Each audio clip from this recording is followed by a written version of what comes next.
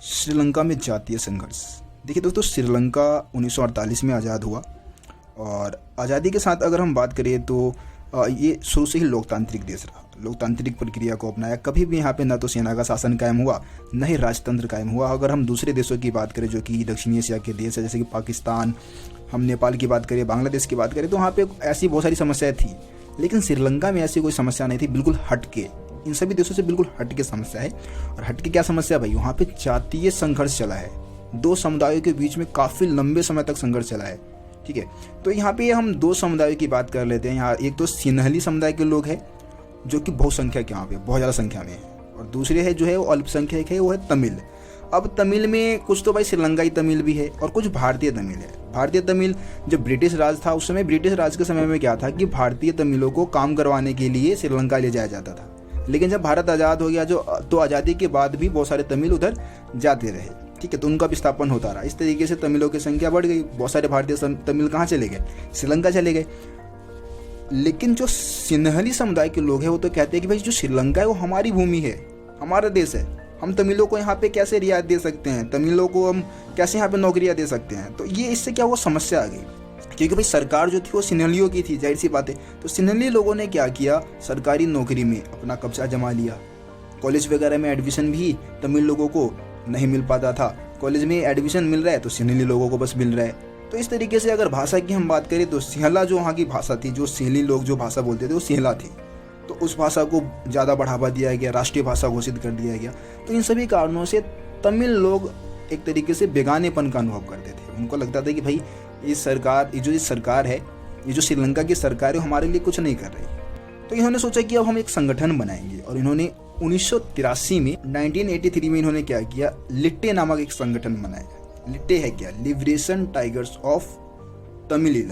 ठीक है, liberation tiger of Tamil इसको हम बोलते हैं। ये क्या है, एक उग्रवादी संगठन है किनका, तमिल लोगों का। और ये चाहते हैं कि श्रीलंका को दो भागों में बांट दे। जो श्रीलंका का उत्तरी पूर्वी भाग है उसको काट के एक अलग देश बनवाना चाहते हैं। ठीक है, ये लिट्टे का उद्देश्य है मेन, और तमिलों के लिए लड़ते हैं। तमिलों का एक संगठन है, ये चीज़ आप समझ गए।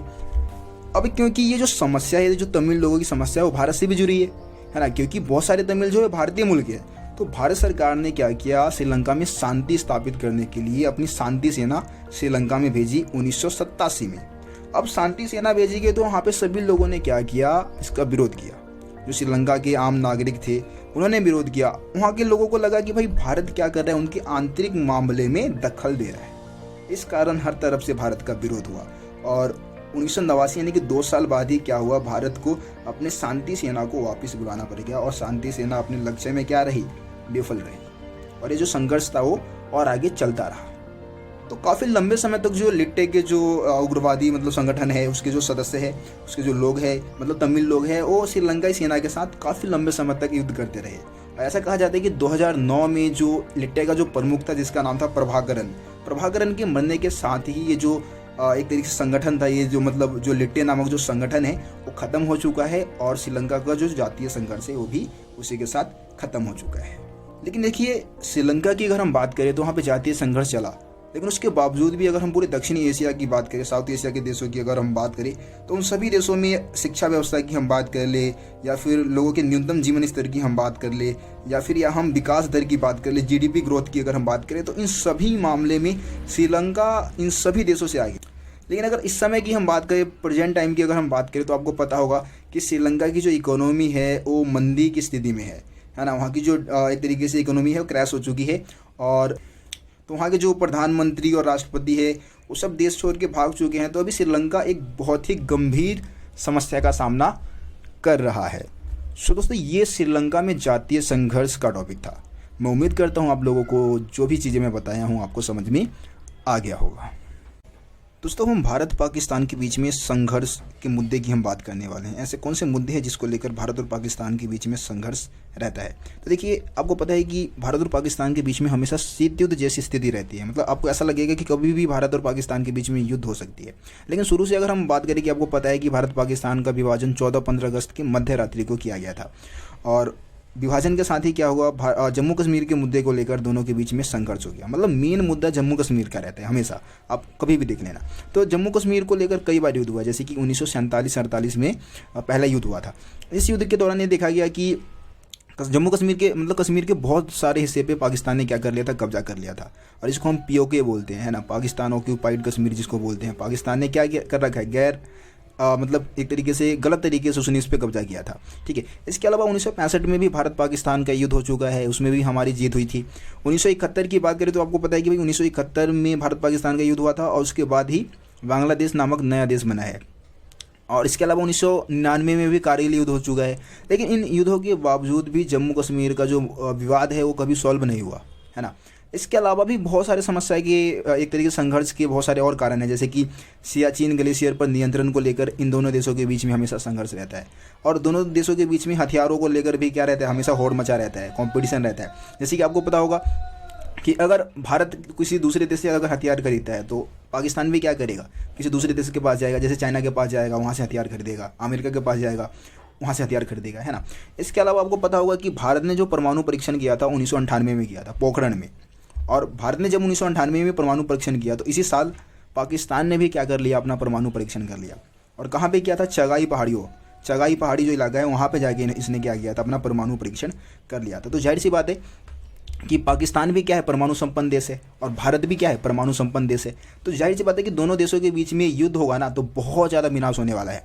और पाकिस्तान के पास तो यार क्या है, हमसे ज़्यादा परमाणु हथियार है, तो उसके पास तो भाई खोने के लिए मतलब पाने के लिए कुछ तो है नहीं। जाहिर सी बात है कि भारत को हरा तो नहीं पाएगा, है ना, पाने के लिए कुछ नहीं है, लेकिन हमारा नुकसान बहुत कर देगा वो। इसके अलावा देखिए, जो इंडियन गवर्नमेंट है, भारत सरकार जो है, वो पाकिस्तान के ऊपर कई प्रकार के आरोप लगाती रहती है हमेशा। जैसे कि पाकिस्तान जो है क्या करते हैं, लुके छुपे भारत में हिंसा को बढ़ावा देता है, कश्मीर उग्रवादियों को बढ़ावा देता है, उनको हथियार एक तरीके से प्रोवाइड कराता है, उनको ट्रेनिंग देता है, उनको धन उपलब्ध कराता है, ताकि वो क्या करवा सके, भारत पर हमला करवा सके, है ना। ऐसा भारतीय सरकार का आरोप है पाकिस्तान के ऊपर। दूसरी तरफ जो भारत की सरकार वो कहती है कि जो पाकिस्तान की जो खुफिया एजेंसी है जिसका नाम है ISI, इंटर सर्विस इंटेलिजेंसी, ठीक है, ये इसका फुल फॉर्म है। तो ये ISI क्या है, पाकिस्तान का खुफिया एजेंसी है। अब इस पर आरोप क्या लगाती है भारतीय सरकार की, भाई ये बांग्लादेश और नेपाल के गुप्त ठिकानों की मदद से क्या करती है, मतलब बांग्लादेश और नेपाल में गुप्त ठिकाने बना रखे, उसके मदद से जो भारत का पूर्वोत्तर भाग का जो राज्य है, उन सभी राज्यों में एक तरीके से क्या कर रही है, वो भारत विरोधी अभियान फैलाती है, भारत के खिलाफ लोगों को भड़काने का काम करती है, ठीक है। तो ये पॉइंट्स आप बता सकते हैं। इसके अलावा पाकिस्तान भी भारत के ऊपर आरोप लगाने लग रही है। पाकिस्तान क्या आरोप लगा रही है कि भारतीय सरकार और भारत की जो खुफिया एजेंसी है वो सिंध जो प्रांत है पाकिस्तान का, सिंध प्रांत, और इसके अलावा बलूचिस्तान जो प्रांत है, इन सभी इलाकों में क्या करती है भारतीय सरकार, हिंसा को बढ़ावा देती है, वहाँ के लोगों को भड़काने का काम करती है। ये आरोप पाकिस्तान की सरकार भारत के ऊपर लगाती है। तो ये मुद्दे संघर्ष के प्रमुख मुद्दे हैं। दूसरी तरफ हम बात करें सिंधु नदी के जल को लेकर भी काफ़ी ज़्यादा मतलब विवाद होता है, क्योंकि जाहिर सी बात है कि सिंधु नदी भारत से होकर गुजरता है। तो हम क्या करते हैं, पानी रोक लेते हैं, पानी बंद कर देंगे तो जाहिर सी बात है कि पाकिस्तान सूखा रह जाएगा, है ना। लेकिन 1960 में क्या हुआ है, सिंधु जल संधि हुआ है विश्व बैंक के नेतृत्व में। विश्व बैंक ने क्या करवा दिया, भारत पाकिस्तान के बीच में एक संधि करवा दी, जिसके मदद से क्या है कि जो भारत है वो पाकिस्तान को भी जो सिंधु नदी का जो पानी है वो जाने देगा, पाकिस्तान में भी उसको रोकेगा नहीं। वैसे अगर हम सिंधु जल संधि की बात करें तो भारत भी इसको फॉलो करता है, युद्ध कितने भी हुए लेकिन हमने पानी कभी नहीं रोका है, ठीक है।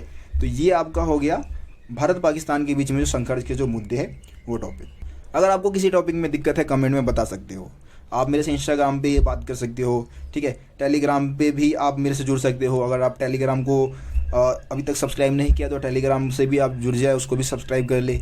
इंस्टाग्राम पे भी मेरे को फॉलो कर सकते हैं, यूजर नेम है रोशन शाह स्टडी पॉइंट के नाम से ये। तो आप इंस्टाग्राम पे मेरे से बात कर सकते हैं, अपनी समस्याओं का समाधान पा सकते हैं, ठीक है। बाकी यार वीडियो को ज़्यादा से ज़्यादा शेयर कर दे। चैनल को सब्सक्राइब नहीं किया आप लोगों ने तो सब्सक्राइब करके बेल आइकन को प्रेस कर दे, ताकि मेरे चैनल पे आने वाली सभी वीडियो का नोटिफिकेशन सबसे पहले आप तक पहुँचे। तो चलिए दोस्तों, मिलते फिर आप लोगों से अगली वीडियो में। तब तक के लिए जय हिंद, जय भारत।